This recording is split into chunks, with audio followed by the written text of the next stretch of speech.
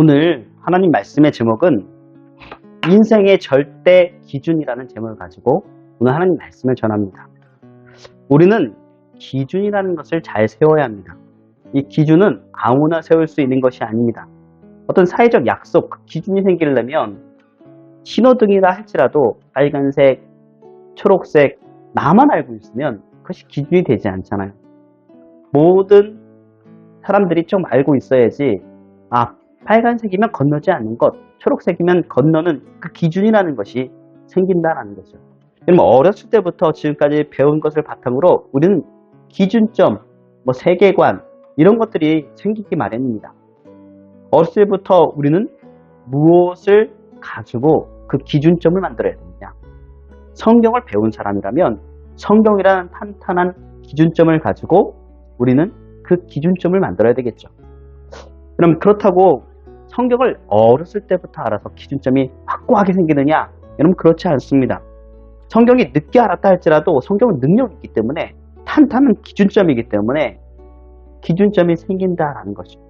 내가 이 세상에서 잘못 살아왔구나 라는 그 기준점이 생기는 것이고, 어렸을 때부터 그 기준점이 있다면 지금 살아온 것이 어떤 것이 우리가 분별할 수 있는 기준점이라는 것이 생긴다라는 거죠. 그래서 성경에도 먼저 된 자가 나중되고 나중된 자가 먼저 될 수 있다라고 얘기하고 있습니다. 그럼 오늘 본문은 사도 바울이 디모데에게 당부하는 얘기입니다. 디모데야, 너는 배우고 확신한 일에 거해야 된다. 그럼 디모데는 어렸을 때부터 성경을 알았습니다. 배우고 확신하였습니다. 성경은 예수 그리스도 안에 있는 그 믿음이 또 인하여서 구원하는 그 지혜가 있음을 알았고, 그리고 성경은 하나님의 감동되어짐을 알았고, 성경은 교훈과 책망과 바르게 함과 의로 교육하기에 유익한 것도 분명히 알았습니다. 또 성경은 하나님의 사람으로 온전케 한도 알았습니다. 또 성경은 모든 선한 일을 할 수 있는 능력을 갖추게 하는 것도 알았습니다. 그러므로 우리는 성경을 기준으로 삼아야 된다는 거예요. 신앙적인 것이나 이 세상적인 것이나 기준이 된다는 거죠. 우리 신앙만 가지고 기준을 삼아라 라고 얘기하지 않고 모든 교훈과 모든 것에 기준이 되는 것이 바로 성경임을 우리는 알 수 있습니다. 그러면 4월 14일 날 주일이죠. 주일날 우리 속에 무엇이 있다고요? 갈등이라는 문제를 해결할 수 있는 법이 있다라고 얘기하였습니다. 진정한 그 방법이 말씀이라는 것을 우리가 알았죠. 그럼 갈등을 해결할 수 있는 기준, 그 기준이 되는 그 말씀, 우리 인생에도 기준이 된다면 그 말씀이 기준이 된다는 것입니다. 여러분이 인생에 잘 되기 원하십니까? 복 받기를 원하십니까? 그렇다면 오늘 설교 말씀을, 여러분 기준되는 말씀을 잘 들으시기 바랍니다. 잘 되는 비결을 여러분들에게 말씀드리겠습니다. 누구나 인생은 초행길입니다.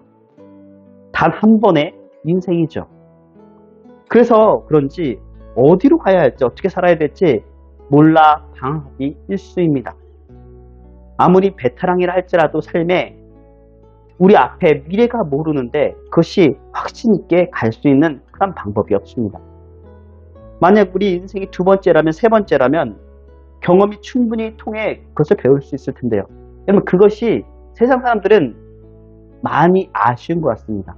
드라마나 어떠한 것을 보면 다시 이전대로 회귀를 해서 그것을 다시 살아보는 그런 드라마들이, 영화들이 굉장히 많이 있는 것을 보게 됩니다. 그만큼 이 초행길이 어렵다는 뜻이겠죠. 그럼 새로운 환경, 새로운 방법, 새로운 사람들과 적응해야 되기 때문입니다. 이런 초행길이 두려울 때도 있죠. 힘들 때도 있습니다. 여러분의 인생에서 초행길은 무엇인가요? 인생을 살면서 어떤 의미에서는 이 초행길이 삶의 터닝 포인트를 만드는 위치이기도 합니다. 왜냐하면 새롭게 무엇인가를 시작했을 때 그 초행이 더욱더 내 마음속에 가까이 느껴지기 때문입니다. 여러분 그럴 때 위로 업하느냐, 위아래로 내려가느냐, 그것은 누구에게 달려있느냐? 나에게 달려있습니다. 마음이나 어떤 것이 달라질 때 내가 좌절하느냐, 아니면은 그것을 업해가지고 한번 그것을 승리하여 나가느냐, 달라진다는 것입니다.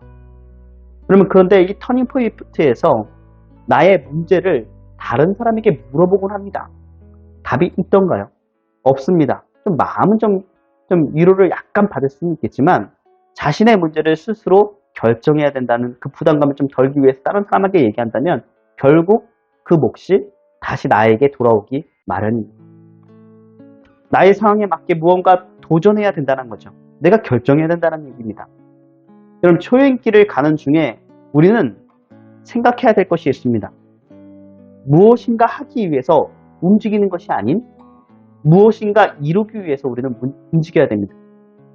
내가 막상 앞에 있는 그것을 하기 위해서 움직이는 것이 아니라 미래를 보고 내가 무엇인가를 이루기 위해서 내가 움직여 나가야 될까요? 왜 그럴까요? 그런 것. 여러분, 무엇인가 하기 위해서 움직인다면 여러분 안 되었을 때 후회가 찾아오기도 합니다.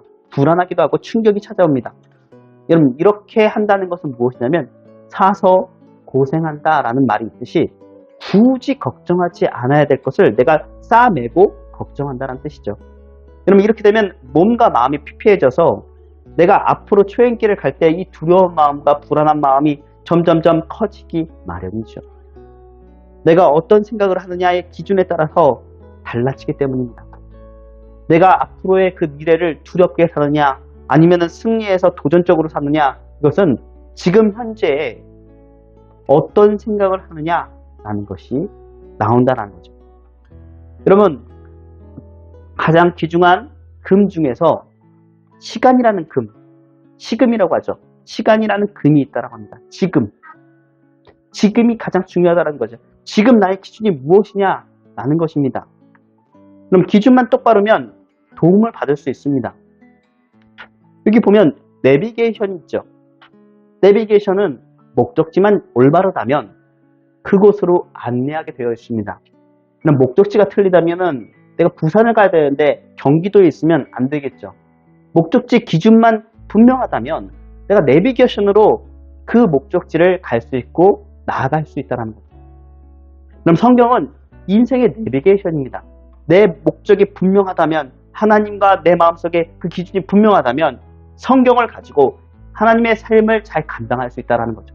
그럼 왜 그렇죠?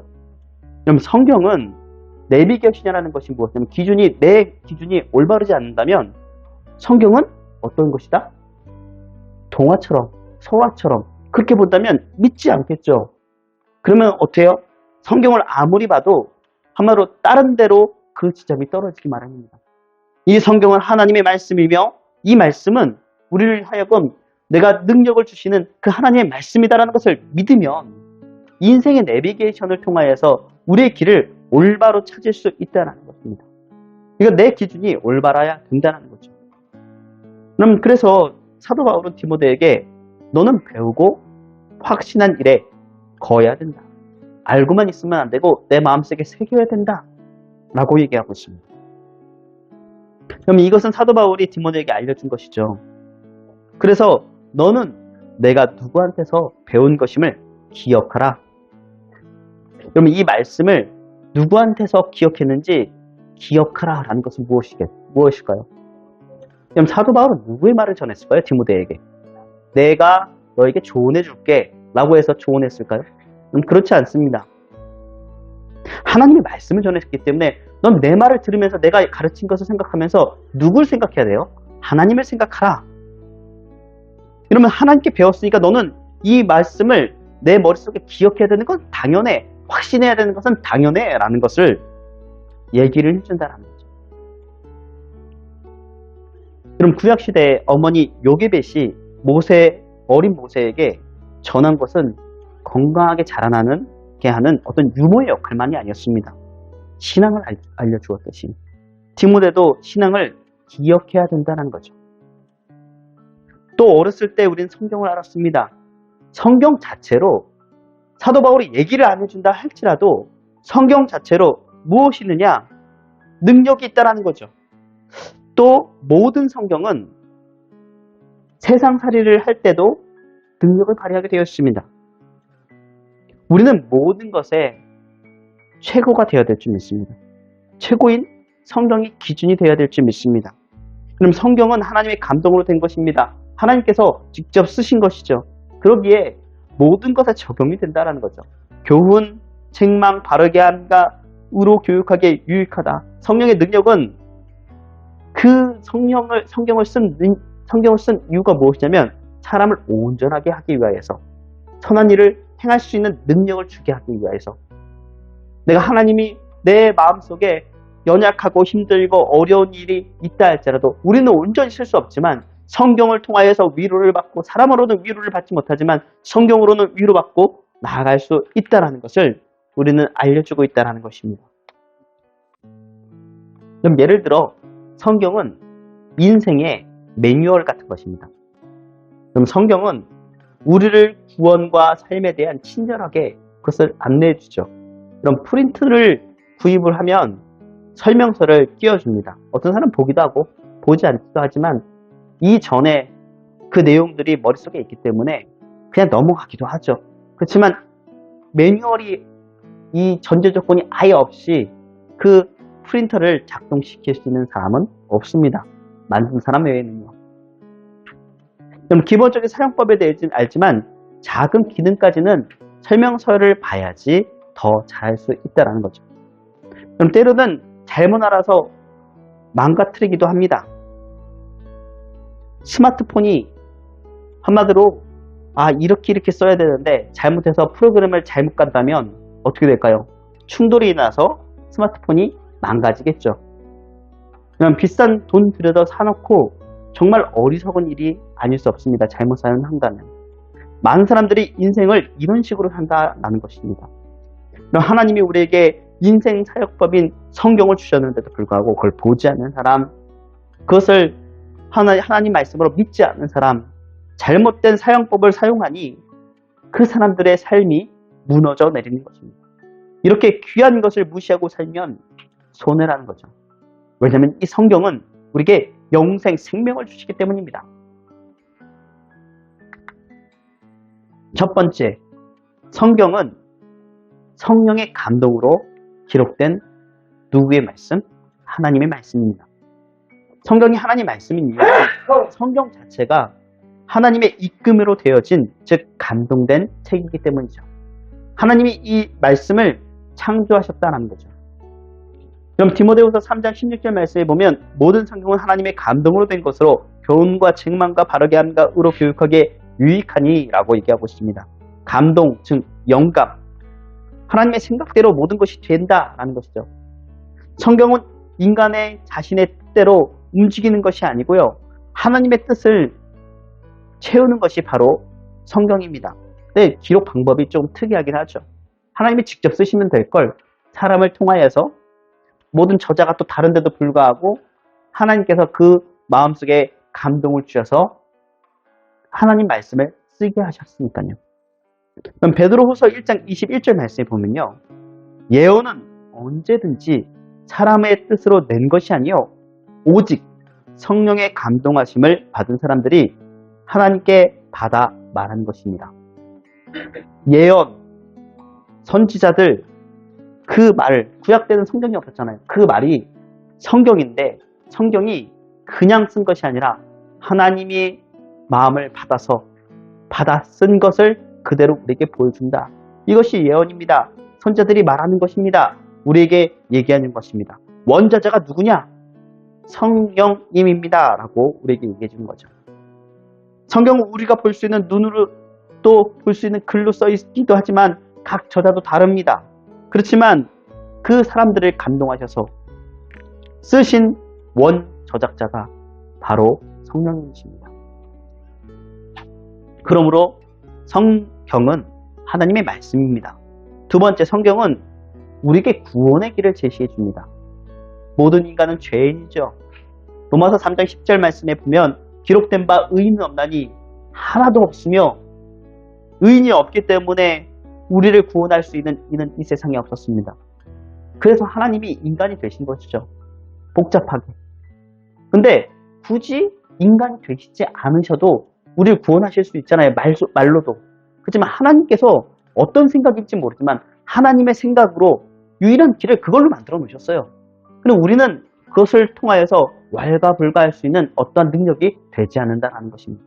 하나님이 정하신 그 길이 그것이었기 때문입니다.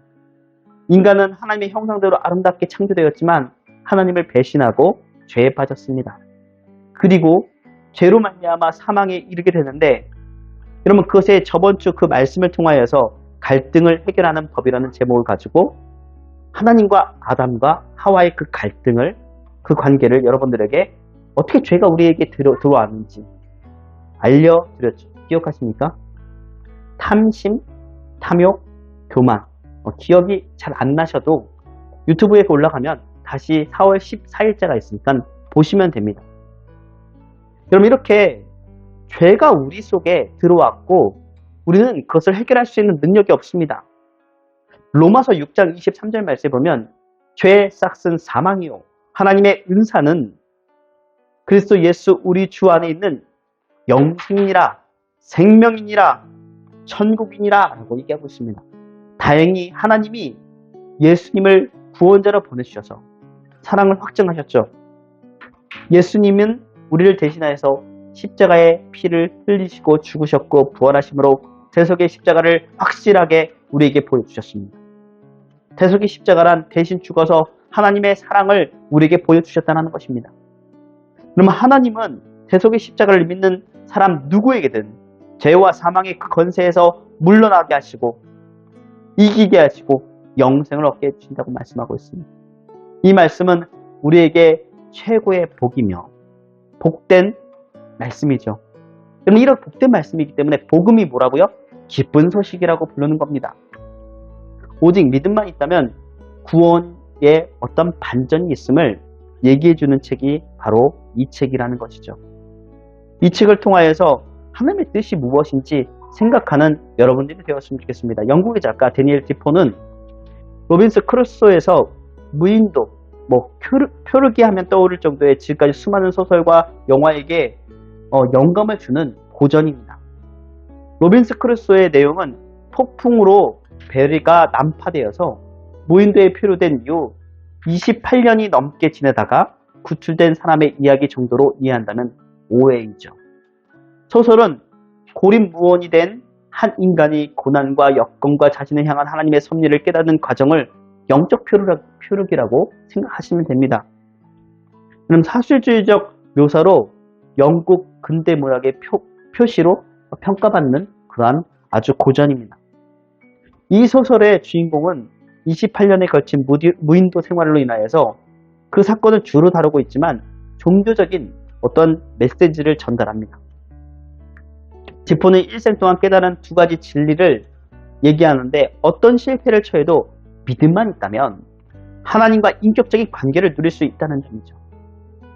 또 다른 사람을 존중할 줄 알아야 한다는 점을 흥미롭게 서사로 꾸며냈습니다. 그럼 디포는 역경을 극복한 용기의 원천이 모두 성경에 있다는 사실을 입증했죠. 고난난 어떠한 고독한 그 환경 속에서 더 행복할 수 있는 가능성을 강조했고, 하나님은 자신의 존재를 드러냄으로써 고독한 그 환경에서 오는 부자유와 고립된 생활에서 오는 결핍을 충분히 보상해 주신다는 내용이 바로 이 작품의 내용입니다. 여러분, 무인도 그 삶에서 지탱해준 희망, 위로, 그 언어는 성경에 쓰여 있습니다. 그리고 주인공은 우연히 펼쳐둔 이 성경을 보면서 시편 50편 15절을 읽었습니다. 환난 날에 나를 부르라. 내가 너를 건지리니 내가 나를 영화롭게 하리라. 그는 하나님이 이곳에 능히 자신을 구원할 것이라는 것을 믿기 시작하였습니다. 그리고 어느 날 아침 마음이 무척 우울했던 그는 다시 성경을 펼쳤습니다. 돈을 사랑하지 말고 있는 바를 족한 줄을 알아. 그가 친히 말씀하시기를 내가 결코 너를 버리지 아니하고 너희를 떠나지 아니하라 하셨느니라. 이 구절을 읽었습니다. 채워졌겠죠. 그 순간부터 그는 버림받고 고독한 상태를 얻는 그것이 아니라 행복이 그에게 찾아왔습니다. 그것이 행복이라는 것을 확증했죠. 그럼 로빈스 크루소 소설 중에 일부분입니다. 어느 날 아침 슬픔에 북받쳐 성경을 펼쳤을 때 다음 구절이 나왔다. 내가 결코 너를 버리지 아니하고 너를 떠나지 아니하리니. 나는 이 구절이 하나님이 나에게 이르신 말씀이라고 생각했다. 신과 인간에게 버림받은 내 처지를 슬퍼하는 바로 그 순간, 그 구절이 어째서 그런 식으로 나에게 다가왔을까?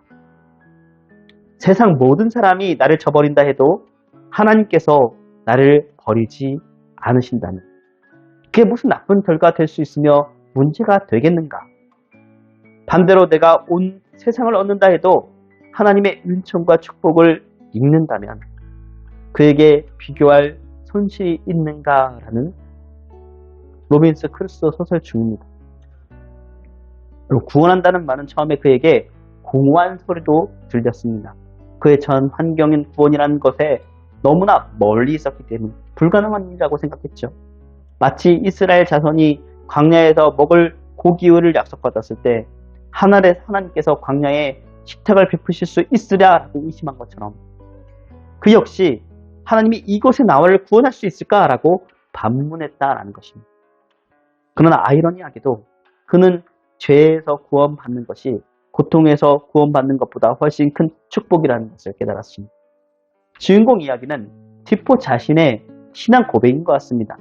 그 로빈소 크루소 그 일부분 중에서 다시 읽어드리자면 어떤 고백을 했냐면 내 과거를 끔찍한 심정으로 돌아보고 내가 저지른 죄들이 끔찍한 죄였다는 것을 깨닫기 시작하면서 내 영혼은 다른 무엇보다도 평온한 마음을 짓두르는 죄의식에서 벗어나기를 간절히 바랐다.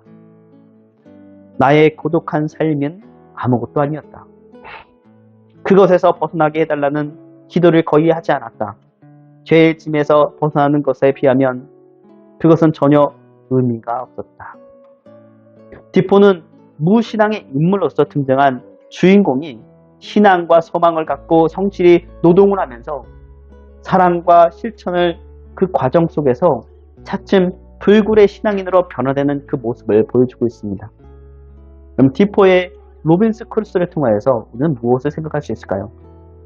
어떤 순간이라도 하나님은 우리를 버리지 아니하시면 우리를 구원해 주시다는 그 사실을 잊지 마십시오. 여러분 교동문에서가 얘기하잖아요. 우리를 채우시는 하나님.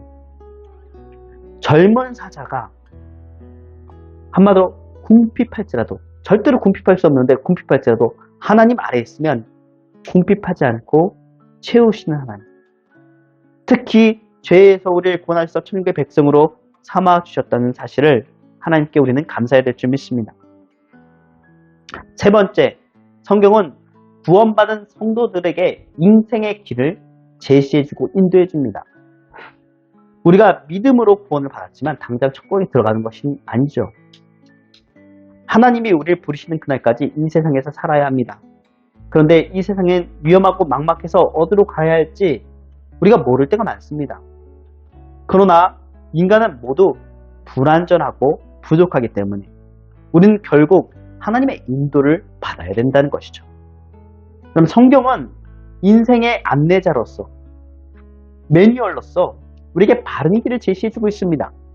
그리고 우리가 구원받은 후에 예수님을 닮아가는 길을 제시해주죠. 에베소서 4장 15절 말씀에는 오직 사랑 안에서 참된 것을 하여 범사의 계획까지 잘할지라 그는 머리니 곧 그리스도라 라고 얘기합니다. 우리의 머리가 누구라고요? 예수님이라고. 우리를 이끄시는 분이 누구라고요? 예수님이라고요. 컴퓨터에서 메뉴 이 안에 있는 가장 CPU가 머리듯이 그것이 없으면 이 모든 것이 제어가 안 되듯이 우리는 그 머리이신 하나님을 바라보며 살아야 될 줄 믿습니다. 장차 하나님이 부르실 때 부끄럽지 않도록 아름답게 성화된 모습으로 천국에 들어가야 합니다. 우리가 성경을 묵상하고 깨달은 그 말씀으로 살아갈 때 우리는 날로 날로 새로워지고 변화될 수 있습니다. 성경에는 능력이 있으니까요. 그 성령의 능력 많은 사람들이 체험했지만 여기 워너 메이커라는 사람이 있습니다. 워너 메이커 1849년 미국 11세의 한 소년이 75센트를 주고 빨간 가죽 성경 하나를 샀습니다. 너무 가난한 나머지 그것을 한 번에 살 수 있는 것이 아니고 현금을 살 수 있는 것이 할부로 샀습니다. 그것을. 그는 존이라는 어린 소년이었습니다. 벽돌 공장에서 노동으로 존은 집이 너무나 가난하기 때문에 항상 그 벽돌 공장에 그것에 허덕였죠. 선배들은 짓궂게 일을 시키고 조금만 잘못해도 흙덩이를 날리고 주먹을 날리는 날마다 그때마다 다짐했다고 합니다. 두고 보자. 나는 더 열심히 해서 기어이 성공하고 말겠다. 낮에는 일하고 밤에는 공부하는 일을 계속하였습니다. 그런 그가 바로 백화점 왕 워너메이커가 됐다라는 거죠. 백화점 왕 워너메이커는 한마디로 표현해서 성경이 만든 사람이라고 합니다. 그는 초등학교도 제대로 마치지 못한 사람이었지만 성경을 통해 인생의 지혜를 얻어 승리했던 사람입니다. 노년의 백화점 기념 행사장에 한 기자가 그에게 이렇게 질문하였습니다. 회장님, 지금까지 투자하신 것 중에 가장 성공한 투자는 무엇이었습니까? 그러자 그는 빙그레 웃으면서 이렇게 대답했다고 합니다. 그것은 제가 11살 때, 10살 때쯤 $2 75센트를 주고 성경책을 구입한 것입니다. 그 성경이 오늘 나를 만들었으니까요. 그는 성경의 가치를 누구보다 잘 알기에 중학교 사역을 헌신하여서 무려 67년간 봉사했다고 합니다. 그럼 해리슨 대통령이 그에게 최신부, 우체부죠. 장관을 제안했을 때 주일학교 교사 봉사를 보장받는 조건으로 수락했다는 유명한 일화가 있습니다. 그의 생애를 보면 자녀에게 어렸을 때부터 성경을 가르치는 것이 얼마나 중요한지 깨닫게 됩니다. 어렸을 때부터 스스로 무엇을요? 그 성경 하나를 산 것 때문에 그의 인생이 성공되었고 복을 받았다는 거죠. 이런 말씀을 맺겠습니다. 성경은 하나님이 우리에게 주신 최고의 선물입니다. 이 성경을 가장 귀하게 여기고 성경을 통해 구원받고 성경을 통해 승리하고 성경을 통해 변화받으시기 바랍니다. 그것이 우리 자녀를 변화시킵니다. 그래서 이 성경 말씀을 자녀를 가리키고 우리를 가리키고 내 자신을 가리키고 그래서 묵상하는 것이 아닙니까? 그것이 바로 인생이 잘 되는 최고의 교육이며 최고의 비결입니다. 여러분, 신앙이나 세상에서 성공하는 비결을 말하죠. 성경은 인생의 절대적인 기준으로 삼는 오산세교 급입교회 성도들이